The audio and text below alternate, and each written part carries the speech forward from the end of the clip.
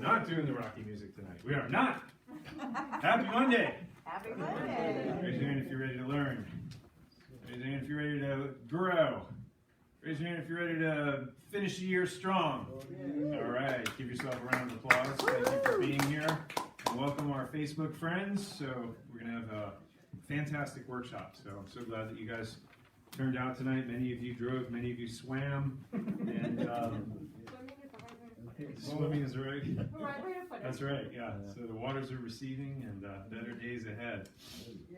So tonight we have diabetes reversal and blood sugar control. And I can tell you this workshop will hit on a lot of topics for many of you who want to prevent Alzheimer's disease, who want more energy, who want to be able to control your weight. This is the one thing that kind of checks all the boxes. So I'm excited to go through this with you tonight.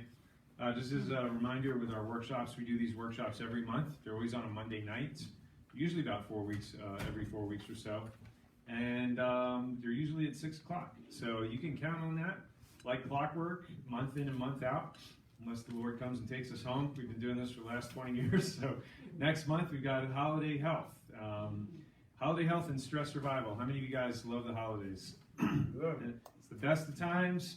But for a lot of people with their health, it's the worst of times, and we celebrate, and unfortunately we do a lot of damage to our bodies in the process, and not to mention the emotional stress that goes with it. So this is a very important workshop, and you'll pick up a lot of great tips and tidbits that'll help you actually get healthier through the holidays. Instead of losing your health, you actually gain and come out ahead, especially when we hit the ground running in January.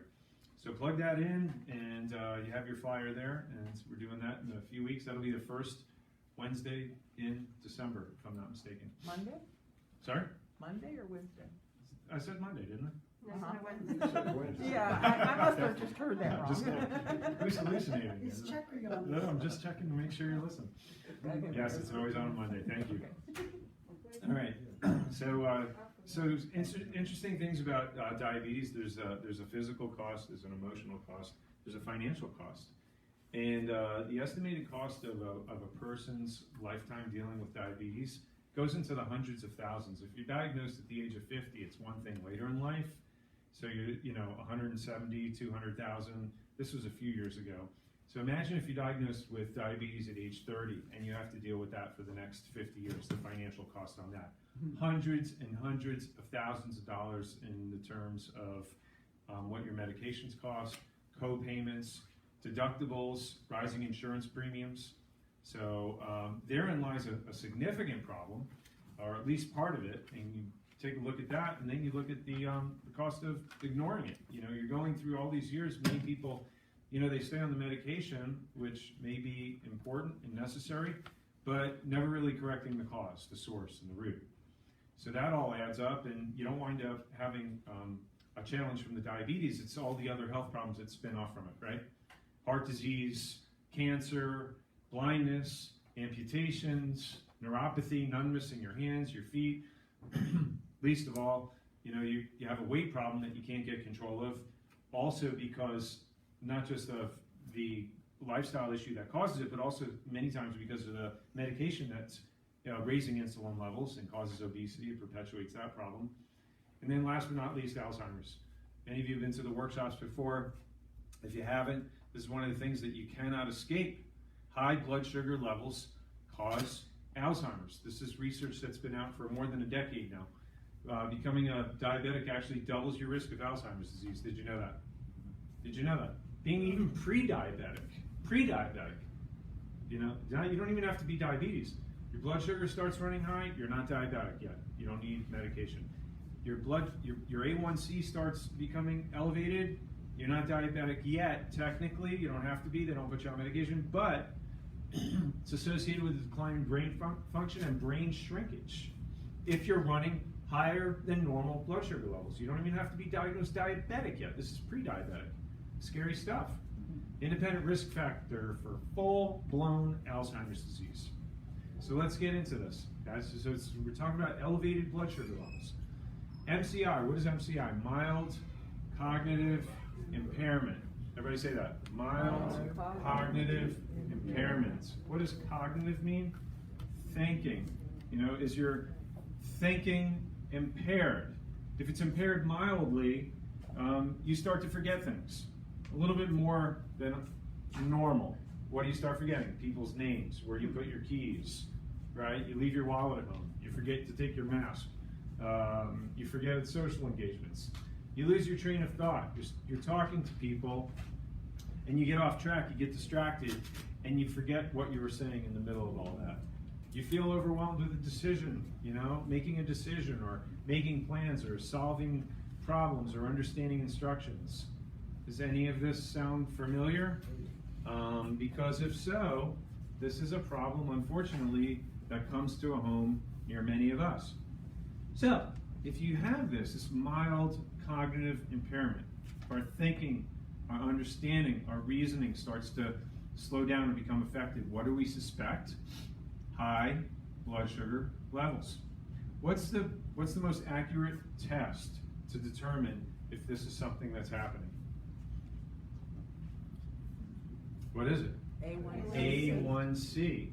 Wait a second. I thought A1C was the test that doctors used to help me diagnose diabetes. Yes, but what they're saying is becoming a diabetic doubles your risk of Alzheimer's disease. So if anyone in your family is, you know, suffering from Alzheimer's disease, if it runs in your family, if you're concerned about it, if you're being forgetful, if you already have mild cognitive impairment, shouldn't you be concerned about possibly developing this? Then what's the greatest test to predict this? It's A1C. It's the same thing that's going to tell you if you're diabetic, if your blood sugar's high. This is it right here. So look at the levels. Know your numbers. I always say know your numbers, right? Where are your numbers at? What's your A1C? What's your fasting blood glucose? Because this will tell you a lot. It may tell you what your increased risk of cancer is, what your increased risk of Alzheimer's is, mild cognitive impairment, maybe why you're having trouble losing weight, you know, or gaining weight. It'll answer a lot of questions. So look at that, know where your numbers are, and then we have to start really taking this seriously. Diabetes, unfortunately, we've watered that down. It's so easy just to say, oh, I'm diabetic, my husband's diabetic, my wife's a diabetic, this diabetic, that. It's like it rolls off our tongue. But we don't get the true impact of really how it degenerates so many different aspects of our health. Archives of Neurology, this is a Mayo Clinic study that was done 12 years ago. And they found that if you had diabetes for 10 years or longer, your risk of mild cognitive impairment, what is that? That's just before diabetes, right? Just before diabetes. It was increased by 176%. If diabetes began before the person was how old? 65. If it started before you're 65, your risk for mild cognitive impairment increased by 220%. So this is, again, almost a given. If people are taking insulin, the risk was increased by what? 200%. So, all right, so now we start to bring into the picture what happens if you're diabetic, but then let's take it a step further. You're going to the doctor if you're diabetic. What are you getting? Insulin. You're getting drugs. Yeah, you're getting metformin, insulin more than likely. And then what happens? How does that complicate the picture? Well, let's take a look at this. Type 2 diabetics who take insulin injections die at twice the rate of those given non-insulin treatment. Wow. So what you're saying is if you're taking insulin, it shortens your life expectancy? Yeah. So I want to play this video here. This is from a medical doctor. He's more on the wellness side. He's got a good newsletter. He puts out some videos from time to time, and it's really interesting, and it fits our talk very perfectly tonight. Let's run into these little challenges with this. Hi, I'm Julian Whitaker, MD, with another Whitaker Wellness tip on diabetes type 2. I urge you to forward this to your friends and loved ones who have type 2 diabetes, especially those who are using insulin. Approximately 25% of the 28 million Americans with type 2 diabetes are told to take insulin. If they are obese or overweight, as most are, it's a clear sign that insulin injections are doing more harm than good. Insulin doesn't just escort glucose into the cells. It also signals fat storage and stops fat burning, a recipe for weight gain. Now, excess weight makes blood sugar control more difficult, and poor control increases insulin requirements. In other words, the more weight you gain, the more insulin you need, and the more insulin you take, the more weight you gain. It's a vicious cycle. Interesting, isn't it? Okay. So it's just standard of care. You said 25% of the diabetics in this country are given insulin, and then a good percentage of people are on what? Metformin. What's a contraindication to a patient for taking metformin if they have a history or they are a heart patient? Why? Because it doubles your chance of dying from cardiovascular problems. So I bring this out so you never know who's in the room tonight who may be taking that, or your family members. Look at who is actually taking metformin and see if they're a heart patient. Are they on heart medications? Because that would be really interesting to know, wouldn't it? If they're on some kind of medication that would double their risk of cardiovascular problems. I've had patients who've had massive heart attacks that I've seen that were on diabetes medication, which, you know, studies show that they would have a 64% greater likelihood of dying from a fatal heart attack than not taking that medication. I've seen it happen. So I won't go into the stories, but this is what the standard of care is, and if you're not aware of this, it's very dangerous. Last week, metformin was recalled. Did you know that? FDA has posted it on their website. They recalled it because they found a couple of lots of the medication with NDMA in there. Have you heard of NDMA before? I talked about it back in September, which was the carcinogenic substance they found in the 4 blood pressure medications last year that they recalled. It's a carcinogen that they use to make rocket fuel. So they found it in 4 blood pressure medications, lisinopril, many of them that a lot of you guys were on, many of my patients were on, and the doctors didn't even know. It wasn't until they came to the workshop and they told their doctor, and they were able to get off of it. But now they're finding the same thing. A couple of lots of diabetes medication, the metformin. It's amazing, isn't it? It's amazing. So what do we call this? Standard of care. When you go to your doctor and you have a problem, they're going to diagnose it. And once they diagnose it, what do they have for that diagnosis? A medication. And what do we know are always found in medication? Toxins, carcinogens. At some point, you know, how long is it safe to stay on that? How long can you do that?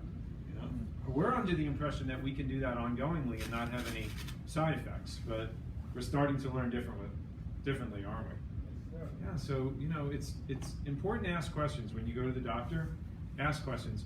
Keep coming back to these workshops. Keep watching online the workshops, because it could mean the difference between life and death. That's why we do this. This is just last week. Nobody in this room knew that. Amazing. Yep. So good. So here's the big question: which is worse, the treatment or the disease? Which is worse? Only you can answer that question. So we know that when you make lifestyle changes, it can be more impactful than taking medication. In a large Accord study, it was 10,000 diabetics. They did this and they had them all do lifestyle changes. What are lifestyle changes? Eating good, exercising, and things like that. What did they find? That lifestyle changes are even more effective than diabetes drugs such as metformin in reducing the incidence of diabetes, high-risk patients with diabetes, with lower costs and fewer side effects. How about that? 10,000 people. Is that a small study? That's a big deal. So again, these are things that we kind of know, yeah, I should eat good and I should exercise. But if you're taking metformin and you're taking some kind of diabetes medication and you're not fully engaging with what you know is available, then are you doing all that you can do to actually reverse diabetes? Studies already show that type 2 diabetes is 100% reversible. What percent? 100% reversible. Yeah, with proper lifestyle changes. At what? Lower costs and fewer side effects. Yeah. So let's get into what really the understanding is at a cellular level. When you eat foods, that sugar has to go into your cells, right? How does the sugar get into your cells? Well, you have glucose, the food converts to glucose. Let's look at the picture on the left when you're eating, foods by God, fruits, vegetables, eggs, fatty fish, fat, nuts and good meats and stuff like that. You're not talking about sugar that makes your blood go rise dramatically. It's what? It's a mild to moderate elevation of glucose. And as a result of that glucose getting into the cell, how does it get into the cell? Insulin has to take that glucose and shuttle it into the cell. So we're looking at the picture on the left, and that's a cell, and you have all these little hair-like projections coming off of those. Those are insulin receptors. Insulin receptors. So the glucose has to bind with those insulin receptors, and once it does, it's like a lock and key, and it opens it up and allows it to go into the cell. Are you with me so far? Yes. All right. So that's what a normal functioning cell should look like. As long as you're eating, a low sugar diet, relatively speaking, you should have a moderate rise in glucose, and insulin rises to the challenge to get the glucose into the cell, right? Now you come over onto the other side, and you look at that cell, and you look at below the cell, you see grains, pasta bread, rice, cereal, right? All those grains turn into what? Sugar. And then you look at all the other stuff below there, which is a lot of simple sugars, which cause an even faster blood sugar spike. You have your sodas, your chips, your cookies, your Twinkies. Oh man, I'm getting hungry. So you look at all this stuff, and what does it do to your blood sugar? Does it make it go up slowly, moderately, or does it what? It makes it dramatically, yeah. So it's driving glucose, and typically the standard American is doing this for breakfast, right? We're having our croissants, we're having our Apple Jacks, our Count Dracula, or maybe, I don't know, maybe oatmeal laced with, brown sugar and all kinds of other stuff, right? And so we're driving sugar in the morning, and then we gotta have a couple of cups of coffee as we're starting to crash, like an hour later, right? And then come into lunch. What are we doing? We're having a sandwich with bread, right? Or we're having like shrimp with Alfredo and fettuccine, and we're having something like that for lunch, right? Maybe some potatoes, and then we go to dinner, and what do we have? More bread, more pasta, more rice. So all day long, what have we typically done to our bodies? We're driving glucose, and as a result of that, insulin has to go up also. So insulin all day long is elevated, going down, elevated, going down, elevated. And as a result of that, the insulin receptors are getting overworked. What do you see in that picture to the right? You see less of them. Why is that? Insulin resistance. What is insulin resistance? When that glucose is being driven so much all day long, and insulin is whipping those insulin receptors, you know what they do? They just shut down. You ever have somebody screaming in your ear, screaming in your face? What do? You just, what? Tune them out. And that's what insulin resistance is.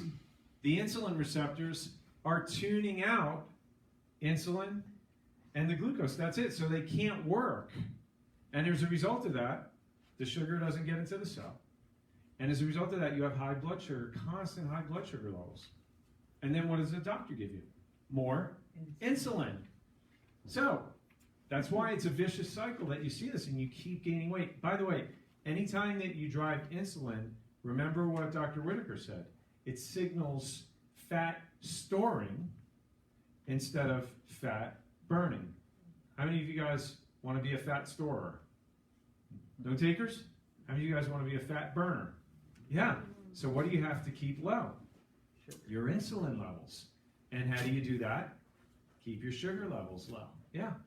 So this is the mechanics behind it, and that's what insulin resistance is. Is it possible to go from the scene on the right back to the scene on the left to heal up those insulin receptors, to make them regain sensitivity? Is that possible? Yeah. That's how you reverse type 2 diabetes. And if that is possible, how do you do that? How do you do that? Well, what's the problem here? Glucose too high all the time. What's the solution here? Glucose lower all the time. Breakfast, lunch, dinner, as long as you possibly can during the course of the day. Now, what does that require? Knowledge, what to eat, what not to eat, or the effects that certain types of food that you may enjoy are going to have on your blood sugar, and as a result of that, are going to have on your weight, and as a result of that, are going to determine whether you do or do not develop mild cognitive impairment or Alzheimer's. Is this important? Yes or yes? Yeah. There's cause and there's effect. So, sugar type 2 and diabetes, this shows you what's happening with your blood glucose when you have high sugar foods or grains or things that break down into sugar. Glucose goes up. Look, an hour after it's peaking, it's doubling, goes from 90 to 180. And then over the next 4 hours, dropping significantly, goes below. You get low blood sugar. Because of the spike, you get low blood sugar until your body can actually correct itself. That's the red. Now, as the red's going up there, right, you see what's causing that. The breads, the grains. But to the right of that, you see the three heads. And what do you see leaving the head? Important parts of the brain cells, right? That's the degeneration of the brain that comes along with what? The high blood sugar. You guys getting this? Yes. Yeah. Picture's worth 1,000 words, isn't it? All right, so how do we fix that? You see the green line? What does the green line lead to? It leads to all the low sugar foods. This is, for lack of a better term, a paleo diet. You know, the keto diet, the paleo diet, those will do it. But what you don't see there are grains and things that turn to sugar that are going to drive blood glucose. And therein lies the key to correcting this metabolic disease, which causes heart disease, which causes Alzheimer's, which causes cancer, which causes almost every degenerative disease that people develop and are medicated for and die early from. Amazing, isn't it? Yep. So we got fat farm animals. What causes the farm animals to become fat? What do the farmers feed them to beef them up to get more bang for the buck? Corn. Oh yeah, corn and grain. Corn and grain. I don't know. I love to grill. I've been grilling a lot these days, and you know we'll always get the grass-fed stuff. Every once in a while, I'll get fooled when I go out, and I'll get the grain-fed. Is there a difference in the taste? Yeah, there is. I'll be the first to admit it. The grain-fed definitely has a favorable taste. I mean, you can taste the difference. Not that the grass-fed tastes bad. I can enjoy that just as much. I actually enjoy it more because I know I'm killing myself less. I'm not killing myself as much. I'm not saying that we should be eating meat all the time, but if you eat a piece of grass-fed meat, it is more healthy than grain-fed, that's for sure. Now, I'm not a big advocate of meat eating regularly. I would say every once in a while, you know, in moderation, but if you are going to have red meat, grass-fed's the way to go. Look at the marbling on the grain-fed one compared to the grass-fed. What is the marbling? It's fat. So what's causing the fat storage in the farm animals is the grain. Yeah.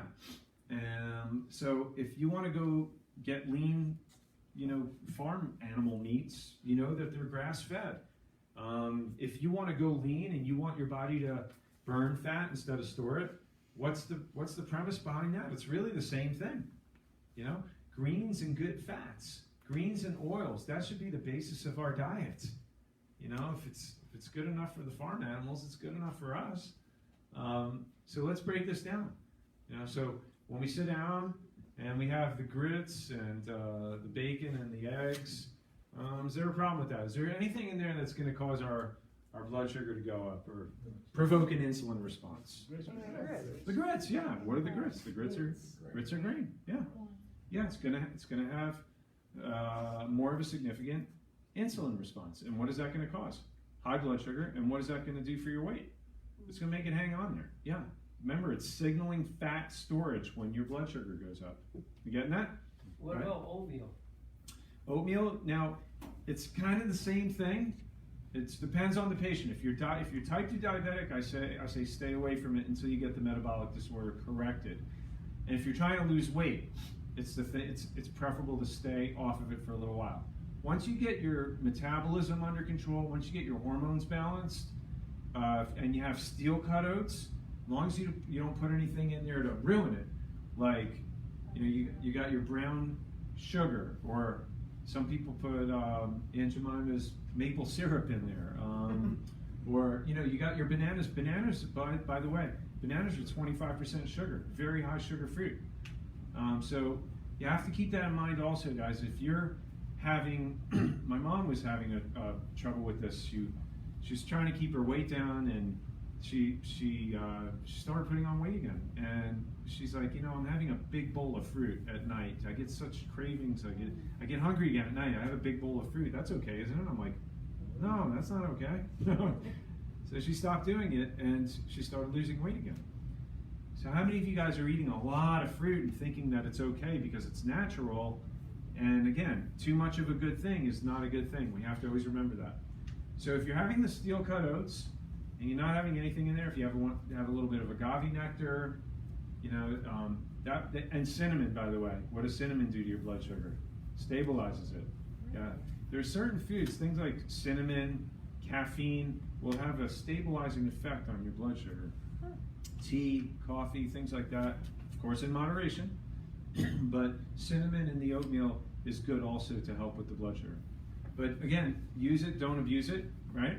And it also depends on who you are and if you have diabetes or not. The extreme case is go without it until you get it under control, get it reversed. Nutri-Grain, how about that? How are the sugars in the Nutri-Grain? Have you ever read one of the labels in the Nutri-Grain bars? Out of the 70 ingredients, like 60 of it is pure sugar, and the rest are just trans fats. Horrible. Have you ever read one of those labels? Oh my gosh, it looks so healthy on the box. Nothing could be further from the truth. What about the Egg McMuffin? What's the problem there? I mean, it's a muffin. It's healthy, for goodness sake, right? But what is it? It's bread. It's grain. What is it going to do? Insulin. Insulin's going up. So, if you're going through a drive-through, you can get that, but what do you got to throw out? Throw the bread out. You can eat the egg, and it may not be the healthiest thing with the ham and all the other stuff in there. Who knows what's in there? But if you want to get your weight and your energy and your blood glucose under control, throw out the bread, right? All right. So what about the the wraps? It's a whole wheat wrap. Still bread. Flour enriched, right? What about the green wraps? Flour enriched, yeah. What about the tomato basil wrap? Flour enriched, yeah. So it's still going to have an insulin response. It's still going to create that. Oh, pollo a la plancha, my favorite, my favorite. Now I'm really getting hungry. Rice and beans, but it's a protein. No, it's carbohydrates. Yeah, and when you have that with a protein, we all of a sudden we get up from the dinner table and man, it's so tasty. It was so good. I feel good. I feel full. I feel like I got my money's worth. And then, no more than 10 minutes later, you're driving down the road. You're getting gassy. You feel like somebody kicked you in the stomach, right? And it's the expansion is starting. Not to mention, your eyelids are starting to get heavy because of how much you ate with that rice and the beans and all that. So these are things to consider. I'm not saying you can't ever have it. I don't want to poo-poo on the parade, but again, who are you? Are you diabetic? Are you pre-diabetic? Are you overweight? Are you a heart patient? Because all this is not only driving blood glucose, but it's driving inflammation. Are you a cancer patient? Who are you? Your health profile. You have to know what you're dealing with, and then you'll understand why this is important, and then what to do. Now, once you get that under control, then, okay, so you have your pollo a la plancha. I wouldn't do it every day, but every once in a while, and you got your cheat days here and there. When you start having it every day's a cheat day. That's a good recipe for sickness and disease, right? All right, so Dan and low-fat yogurt.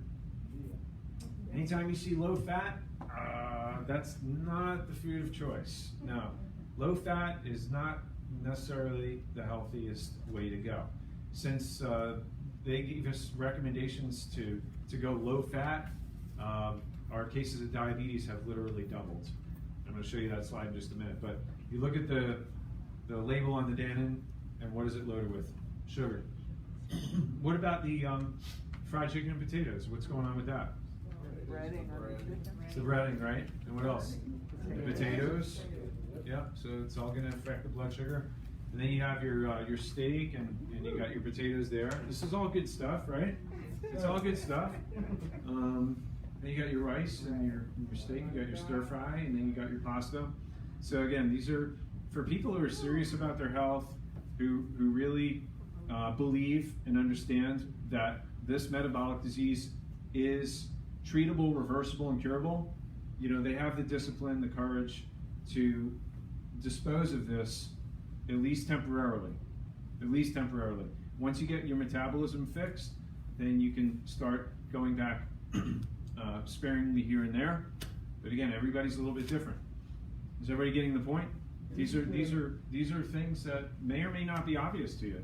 But again, I think with a lot of folks is that they know it, but they decide to do it, and then they decide to do it a little too often, right? So if I say have your pollo alla plancha once a week, sometimes that turns into twice a week or 3 times a week.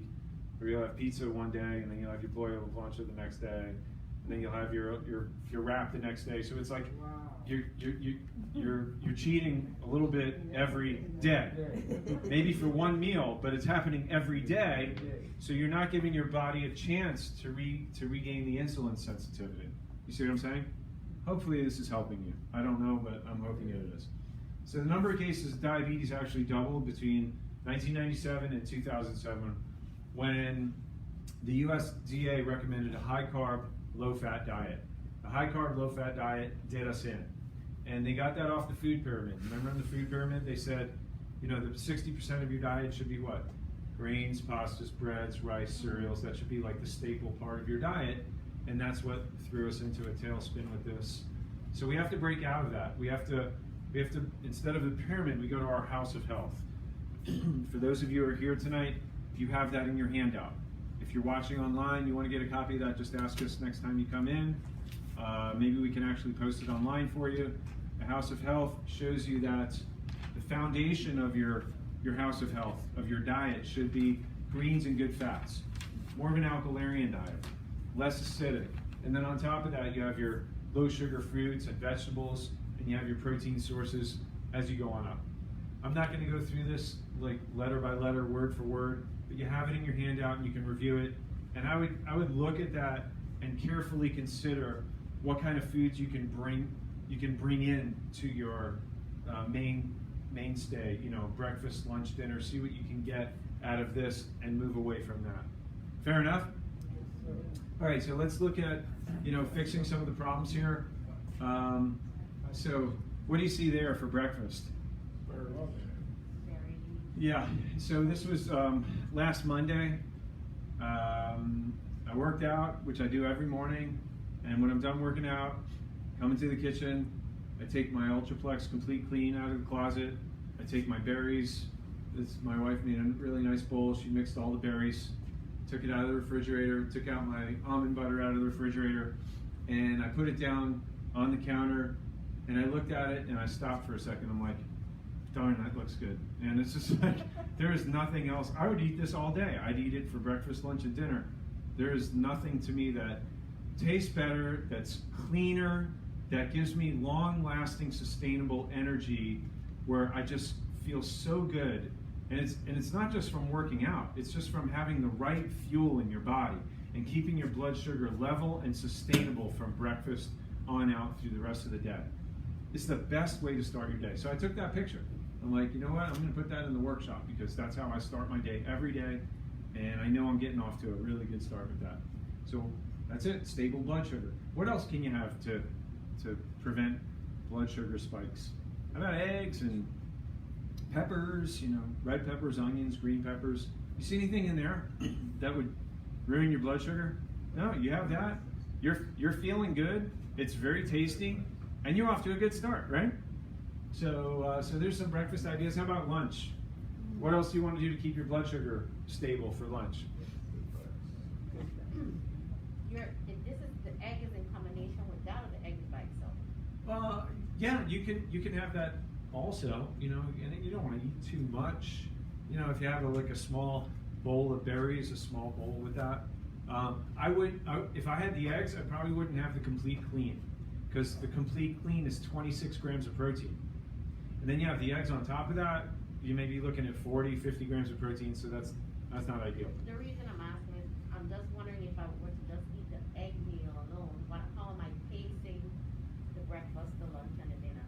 Okay. 4 hours, 3 hours, what am I doing? Because Yeah. some people are different in terms of, you know, they might just eat that and they need something else. So the idea is to have a complete meal, have a complete breakfast, and make sure you have a good amount of fat in there. Otherwise, you're not going to make it from breakfast to lunch. So, like if you have the eggs and you don't have any kind of fat in there, I would use butter, maybe coconut oil. You need some good fats in there. Otherwise, there's no satiety value. If you just have eggs, I mean, literally, an hour later, you could be a ravenous wolf. But you have to have some good fat in there. So what could be ideal also besides the eggs is having a small thing of berries and a tablespoon or two of almond butter.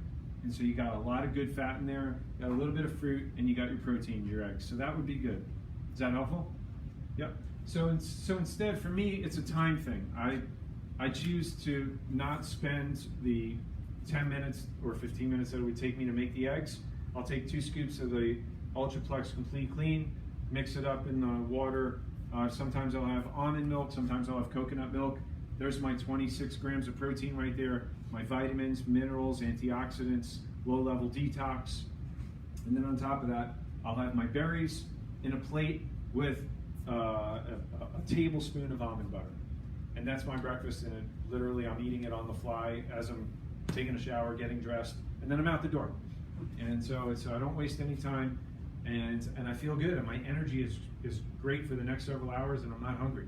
So that's why that works for me. Lunch. So again, you don't want to do anything that will ruin that good energy that you've got. You don't want to do anything that'll sabotage your blood sugar control.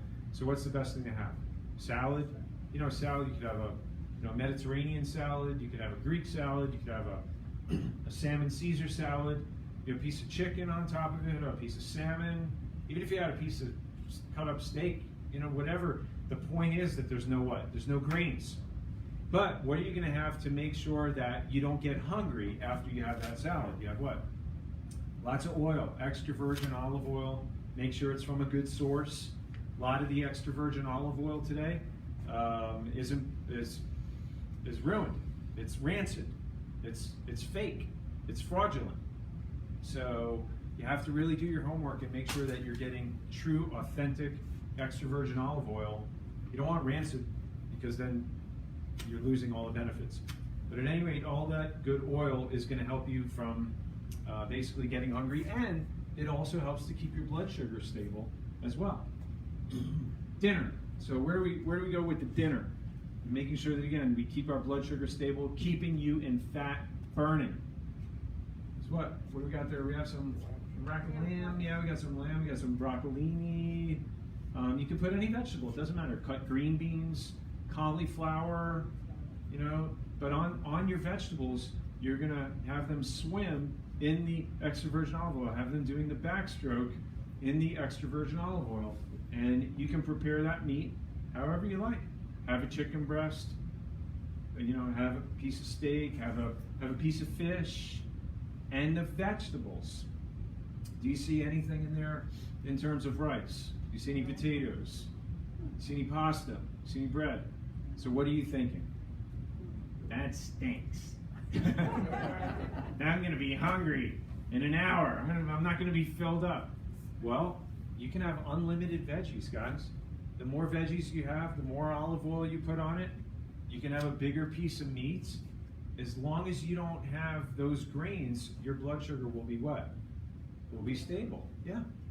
Give it a try. Okay? Watch what happens. So you got your chicken breast, you got all your vegetables, you can make a stir fry. So these are just some ideas, just helping you think through it to make better decisions. If you control your glucose, you control your insulin. If you control your insulin, what else do you control? What else do you control? Your health in general, yeah. You're preventing diabetes, you're controlling your weight, you're staying in fat burning, you're helping your thinking, right? Good, so now we got it. One more question, go ahead. Yeah, for like for dinner now, if you wanted to see a little bit more color in your plate, Mm-hmm.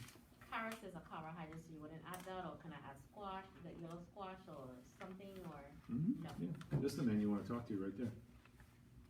He's chef extraordinaire.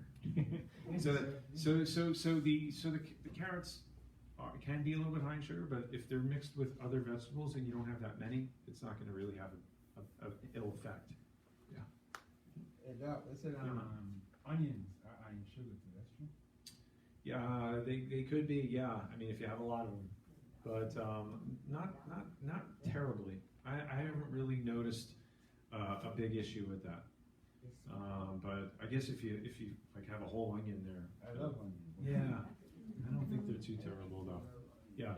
So with the fat burning smoothies, this is what I was talking about. I highly recommend that if you haven't tried this yet, you may be missing something that could really help you. Many of you are doing this. I've had patients just substitute their breakfast using this months on end, and just because they're starting off their day in fat burning, controlling their blood sugar a little bit better, not even really going on a diet or exercising, and over the course of 2, 3, 4 months, they've lost like 15 pounds just by doing that alone. Simple thing. It's got a low-level detox in it, which is really important. I'm not going to go into the detox part tonight, but I would strongly recommend considering this. You got all your multivitamins in there, low sugar, keeps your blood sugar stable. Breakfast of Champions. Diagonal is a blood sugar supplement. It helps really with a lot of things. When you have diabetes, it really destroys a lot of the connective tissue, and affects things like your vision, your kidneys, right? So this particular supplement really helps to support and protect that. The eyes, the nerves, the blood vessels, the kidneys, and it also helps to maintain your blood sugar levels. This is an amazing product that is highly absorbable and really helps your body from a protective standpoint in keeping your blood sugar stable. Alpha lipoic acid helps with like all the cells in terms of glucose utilization overall with every cell in your body that's involved with glucose utilization and metabolism. And then berberine 500, this really black and white studies have shown this can be even more effective than metformin. So for diabetic patients in particular, these 3 supplements will absolutely make an impact on your blood sugar, on stabilizing your blood sugar. Now, if you're taking medication, this is not a medication alternative, but if you're looking to reduce or get off your medication, this is a good place to start. It's something that will help stabilize things while you make lifestyle changes with everything that we're talking about and make your body stronger. And so you're able to see that change with your blood sugar and get back to your doctor and help them to make the decision to reduce and enable you to get off the medication. But this is a good place to start. Those 3 together, they're synergistic. They work with an amplified effect on your blood sugar levels. That's why we put it together tonight with all 3 together, offering them as a supplement suite.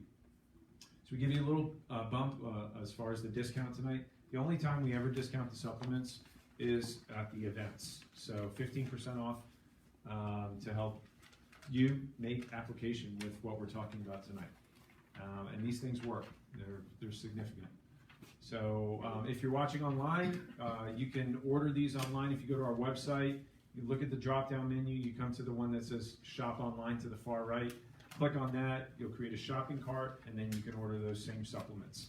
If you have any questions, you can call the office and speak to Deborah or one of the assistants, and somebody will help you. But if you're not here tonight, you can still take advantage of that online. How many of you guys read reviews out in the community? You read reviews when you buy things. You read reviews when you buy food, tools, restaurants, wherever you go, whatever you do. Do you buy from 1 or 2 star reviews, or do you buy from 5-star reviews? Yeah. Do people read reviews on chiropractic or dental or medical offices? Yeah. And if they don't know where to go and they don't have somebody who can recommend it, they read reviews and they go off of that. Have you ever had somebody come into your office that read reviews about you guys? Nobody's ever said anything. Nobody's ever said anything? That's weird. Word of mouth. Word of mouth. I love word of mouth. Well, I can tell you this, some of you guys have written some amazing reviews, and I can also tell you that strangely enough, we do get people that come into our office who don't know us from a hole in the wall, and they read the reviews, and they're impressed with the reviews that they read, and what are they thinking? Wow, if they have so many of these 5-star reviews, they must be doing something right, so maybe I can trust them with my health. And these are people that are hurting, they're sick, they're suffering, they're hopeless, and they read a review that you wrote, you know, and you could possibly have changed the direction, the course of their health and their life. How important is that? You help somebody without putting your own health or life in jeopardy. So I'm begging you guys, if you haven't done one of these yet, please consider writing us a review. It's not for me or us, it's for them. They need hope, they need direction. So if you want to write the review, we'll bribe you, we'll give you 25% off of any of the supplements, we'll give you a gift certificate, but whatever it takes to save lives. Fair enough? Yeah, just write the review, take a picture of it, show them to them, and they'll honor that, and I'll honor that too. The 2008 study, they had 6,500 participants. They measured the BMI, the body mass index, in all these people, and they found something interesting, besides how much fat they actually had. 3 decades later, they followed these people for 3 decades, right? Here's what they found. They saw that the people who had the highest body fat, that particular group, had a 2-fold increased risk in dementia. So the people who had the most body fat had the highest risk of dementia. Wow, what does that have to do with anything? Well, higher body fat's going to come from what? Your body being in fat storing instead of fat burning. And what causes your body to be in fat storage instead of fat burning? High what levels? Insulin levels. Yeah. And what did they show? What's the number one key predictor? What test shows whether or not a person develops Alzheimer's? Which test? A1C. And again, this is showing high blood sugar levels. Your body's insulin is going to be higher. Your body's going to be storing fat. There it comes right back to your body fat tied back again to dementia. It's amazing, isn't it? So if you're overweight, we should be thinking of these things. What happens a decade, 2 decades, 3 decades later? This was something else that I found regarding overweight or obesity. It's more important, they found, for COVID patients. It's more important for hospitalization or whether you have high blood pressure, diabetes. These often go together, and it's more important than coronary heart disease, cancer, kidney disease, or even pulmonary disease. Obesity is a more important factor as far as hospitalization and death from COVID than any of these other comorbidities. More than diabetes, more than heart disease, more than cancer. They said obesity was the biggest factor with people being hospitalized and dying from COVID. That's amazing, isn't it? So that's how important this is, and it all ties back to the same thing. So is exercise important for helping to stabilize your blood sugar or help your metabolism? How important is it? Is it the end-all, be-all? I mean, what happens if you exercise but you don't, control your insulin levels? What happens if you exercise and you don't lose weight? What happens if you exercise and you don't change your diet? Is that going to have a different effect? These are all questions that are possibilities, but we should know the answer for it. So a study was done with 107 individuals. These were people that were obese over the age of 65, and they tracked them over a 1-year period. Right? And so there were 3 groups. There was one group that just lost weight. Then there was another group that they tracked. These were all overweight people. One group just lost weight. They were measuring insulin sensitivity. So the one group just lost weight. The second group did diet and exercise. And then the third group just did exercise alone. And what do you think they saw? So here's what they found. After a year, the insulin sensitivity on those who lost weight was improved by 70%, just by losing weight. No diet, no exercise, they just lost weight. Those who lost weight and did diet and exercise, they had a nutrition plan and exercise, their insulin sensitivity improved by how much? 86%. But then the third group, who engaged in physical activity with no change in their diet, just exercise alone, and did not lose weight, what happened with their insulin sensitivity? Nothing. No change. That's amazing, isn't it? So, what has the greatest impact on insulin sensitivity? What does studies show? Well, diet and exercise is important, but in the absence of that, without the weight loss, you're not getting the big bang for the buck, right? So the weight loss has to happen first. That's going to give you the most impact on your insulin sensitivity. Now, you want to put a little bump on that? Yeah, you diet and exercise, you're going to impact the insulin sensitivity even more. But what's going to give you that initial big kick in the pants? The weight loss. The weight loss is going to help that individual regain insulin sensitivity more than anything. The study showed that 70% weight loss only. No diet, no exercise. People who dieted and exercised on top of the weight loss, they supercharged it. It went to 86%. Everybody got that? Mm-hmm. So the weight loss is important. Now, we've been doing a weight loss program in our office now for 5 years. We put thousands of people through this. And it's a 30-day program. Women will typically lose 15 to 20 pounds. Guys can lose 30 pounds. We've had some guys lose 40 pounds. And it focuses really more on restoring the metabolism and losing fat. And we do actually help to regain insulin sensitivity. So I'll give you an example right here.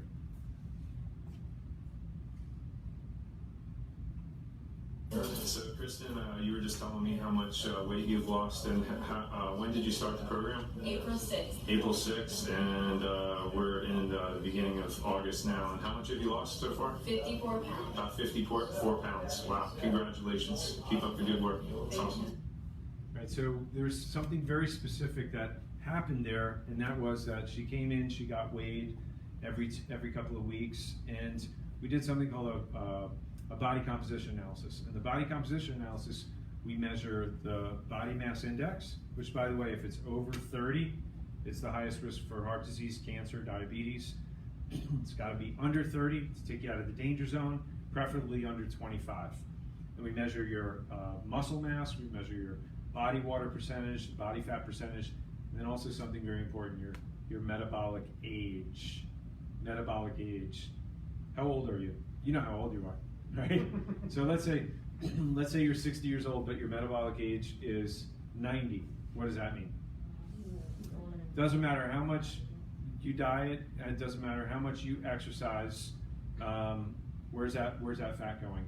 Nowhere. Yeah. So have you ever done a weight loss program where you actually lost weight, and then when you're done with it, you start eating normally again? What happens? You put it right back on. That's because the metabolism wasn't corrected.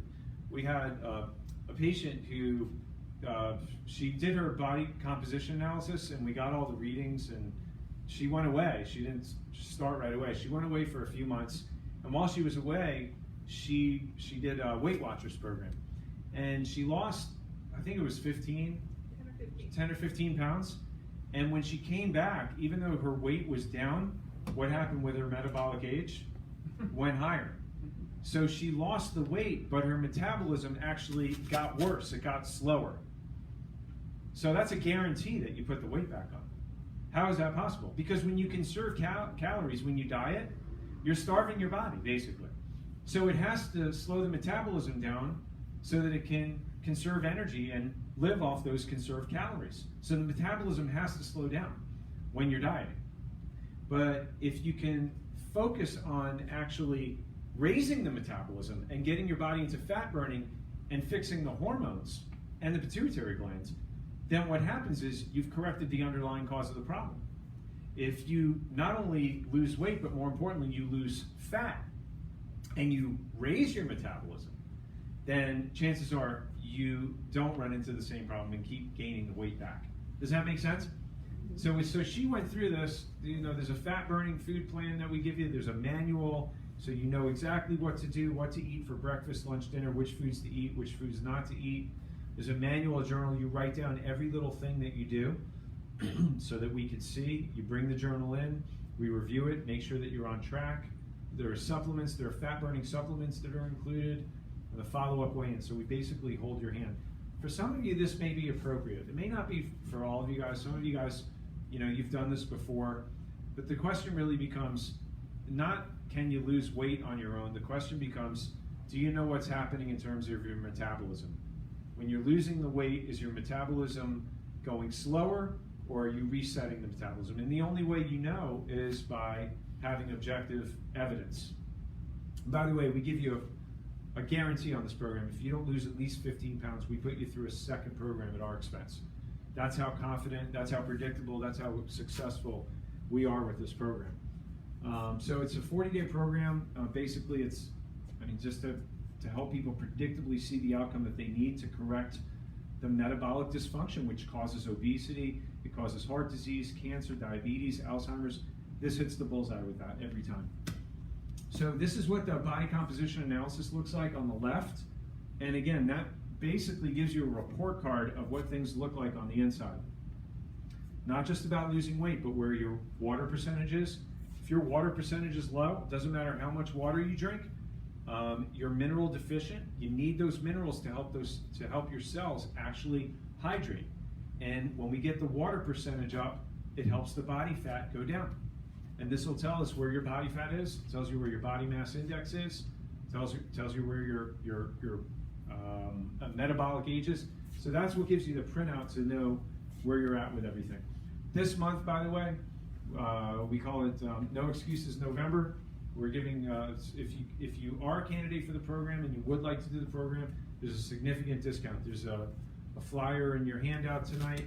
For those of you online or watching, if you're interested in this, the offer expires, when does it say? On the 25th? Yeah, it's $100 off the program. So just keep that in mind. If this is something that you think may work for you, that you're interested in, let Deborah know. But it works. We take the guesswork out of all of this. It definitely works. Two more. My name is Michelle, and I've lost 27 pounds in 30 days. My name is William Hogan. I started the program on December 9th, and by January 19th, I had lost 43 pounds. Woohoo! I've won 1 point from being taken off of insulin, and I've dropped my blood pressure medication from 40 milligrams to 10 milligrams. And hopefully within the next 2 weeks, I'll be completely off of blood pressure medication. That's amazing. Yeah, so he had a pretty big why. His daughter was getting married, wanted to get in shape not only for the wedding, but also to make sure he'd be around to be playing with his grandchildren and, God willing, his great-grandchildren. So that's what it is. When you have a big why, anything is possible. So I would encourage you to take the time to find out about this. If you're having health issues that you're concerned about, that you're frustrated with, that you haven't been able to get results with, this is something that you should seriously consider, because again, it takes the guesswork out of it. The place to start with is the testing. You stand on the scale there. It's a bioelectrical scale. It's a low-level electrical impulse. We take your socks and shoes off, and basically that's what gets the reading for us. We get the printout. Deborah will sit down with you, give you the report of findings, tell you whether or not you're a candidate, and then review your goals with you and see if that works for you. She'll tell you all about the program. Normally it's $99 for that appointment, only $27 if you book it tonight before you leave. So last thing that I want to talk about is the other part of what can cause diabetes. Now, I had somebody leave my office, and she was the hair salon, and she was so happy. She was telling everybody. She told this one lady about us, and she had really bad back pain. And she walked in my office kind of like this on the left side there. She walked in and she said, "Dr. Yachter, my back is killing me." She said, "Can you help me? My back is killing me. I got this bad pain. I don't know what caused it. I just woke up with it." So I took her in the back and I got an x-ray on her, and this part in the middle part of her back, it just kind of looked like that. Bone was wrenched and tilted and twisted out of normal position. And I looked at the x-ray and I said to myself, that's got to be what's causing her back to hurt, right? Pinched nerve, right? So I laid her on the table, and very, very gently, I'm just trying to get the bone to move to see if we can unlock it to take the pressure off the nerve. And wouldn't you know it, I felt the bones move. I could feel them move under my hands. And I'm like, wow, this is good, this is good. And a minute later, I got her up off the table. And when Georgia stood up, she wasn't like this anymore. She stood straight up like this. So when she stood up, I noticed that she was wearing an insulin pump on her belt. And I'm looking through her file. It turns out she'd been diabetic for 40 years. And I didn't think anything of it. So I said, Georgia, that looks good. I like how things are looking, but I want to check up on you tomorrow. So make sure you come in tomorrow. Let me just check up on you. She's like, okay. So she leaves. About an hour later, somebody comes running in off the street, screaming at the top of their lungs, call an ambulance, call an ambulance. One of your patients has passed out in her car. So I ran out there, and there's Georgia. She slumped over the steering wheel. And I ran back inside, called the ambulance. As soon as I hung up the phone, I remembered, wait, she's diabetic. Maybe it has something to do with her blood sugar, why she's passed out in the car. So I got some orange juice and came back out. I put it on her lips, and her eyes started coming too. I mean, she started regaining consciousness. And the ambulance pulled up, and there was all this commotion, the lights, and I just stood back, got out of the way. They carted her away and driving off to the hospital. And I'm watching this, and I'm thinking to myself, that's not good. What did I do wrong? You know, she was standing up, straight. She walked out of my office looking great. Thought I helped her. I put her in the hospital. What did I do wrong? I couldn't answer that question. I couldn't understand that. I couldn't fathom what happened. And I went home that night. I didn't sleep much, thinking, worst case scenario, I'll get a call from her attorney. You know, this is not good. And came into the office the next day, started studying her x-rays, trying to figure out what happened. And to make a long story short, I'm taking care of patients. It's a real busy morning. Front door opens, and in walks Georgia. She stops at the front door, and she locks eyes with me. And she starts smiling. I'm like, that's a good sign. Why are you smiling? She comes over to me, she gives me this big hug. And she says, Dr. Yachter, I don't know what you did yesterday, but I haven't slept this good and felt this good in 40 years. Can I have another adjustment? She just left the hospital. She left the hospital and came right to the office to get another adjustment. In the hospital, she slept well. Go figure it out. Best sleep she had in 40 years in a hospital. Wow, that must have been some adjustment. So I said, George, I'll take care of you, but I need to show you something first. Let me just show you. You remember on the x-ray, that area in your spine where I showed you the bones are out of alignment, pinching the nerve. That's what was causing your pain. And when I moved the bone, I just tried to open up the nerve channel to take the pain away. But that was the same nerve that's going off to your pancreas. And I think what happened was when I opened up the nerve channel to help take the pain away, it also opened up the nerve channel going to your pancreas. And your pancreas started making insulin because it was regaining function. But your pump was still on, so you got too much. And I said, I think that's why you passed out. Yep. She said, yeah, I think that sounds right. Are you going to adjust me or what? All right, I guess none of it matters. just lay down. And so I gave her another adjustment, and I was adjusting her several times a week, and she kept coming back as the weeks went on. 4 weeks later, I'm doing a progress evaluation, and she told me her endocrinologist reduced her insulin requirements from 8 units down to 5. She said, I just wanted to let you know. I don't know if it has anything to do with what you're doing here, but I just thought you might want to know. I'm like, oh, that's good. Yeah, let's keep adjusting you. So I kept adjusting her. 4 weeks later, we do another progress evaluation. I mean, she's happy as a lark. She's sleeping good. She's standing up straight. She's playing with her grandchildren. She's going to church. She's active, more active than she's ever been. Last thing she really thought of was her blood sugar, right? Next progress evaluation, she tells me that he has her down to 3 units. This is 8 weeks into this. And to make a long story short, I keep adjusting her. The last progress evaluation I did on her, I remember she said she was at 0.8 units. So here's a 67-year-old Brill diabetic who went from 8 units to 0.8 units in how long? Oh, about 5 months. her endocrinologist at the University of Miami, I remember her telling me this. He wanted to know what my clinical protocol was for curing diabetes. That's what he said. Ask your chiropractor what his protocol is for curing diabetes. I've never had a 67-year-old brittle diabetic make a recovery like that. Is that what my protocol was, to cure diabetes? Did I put her on a nutrition program? Did I have her start exercising? Yeah. No, I didn't do, did I? Nothing. All I did was what? Move the bone. And when I moved the bone and opened up that nerve channel, what did it restore? The brain's communication to what? The organs, the pancreas, and every other organ in our body. And then the pancreas heard the instructions from the brain. And then the brain sent healing back to the pancreas and was able to restore function, make new healthy cells. Did I add anything to her body? Did I take anything away from her body? No. She already walked in with the greatest doctor, the greatest healer, the greatest pharmacy. Already was inside of her.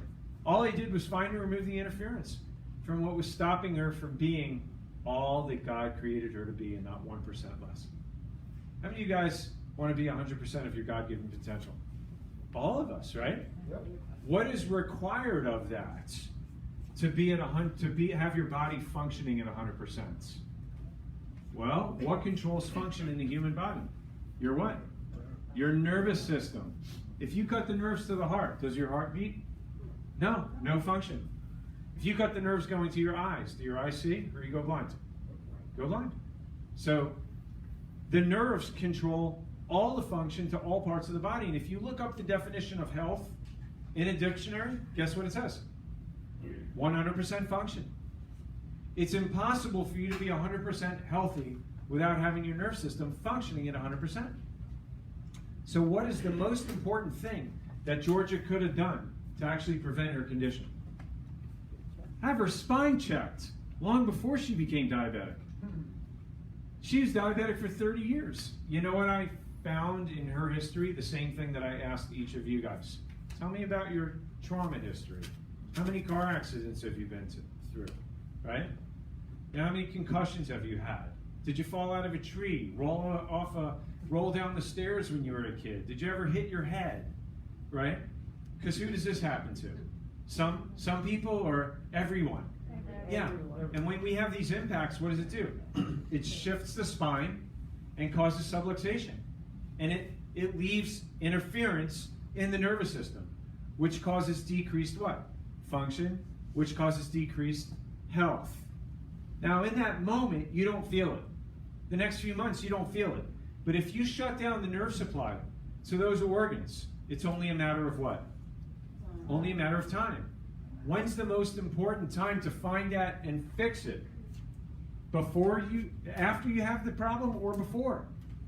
Before. So, you know, we all have these things. We live in a world that causes subluxations, even myself. The most important time to correct these things is before disease develops, not after. Most people come in, they already have fatigue. They don't have the energy that they want. They have insomnia. They have trouble sleeping, colds, flus, sinuses, allergies, back pain, headaches, neck pain. These are signs that you've been subluxated already for a long time. You know, better late than never. You come in, you do a thermal scan. This is NASA space technology. It shows us exactly where those nerves may be interfered with. And if we've got evidence pointing to that, then you want to take an x-ray to show exactly where it's coming from. So the x-ray and the scan is before on the left, and the x-ray and the scan on the right is after. And you can clearly see a difference. Which person is healthier? Which person is developing disease? The one on the left. Which person is preventing disease? The one on the right.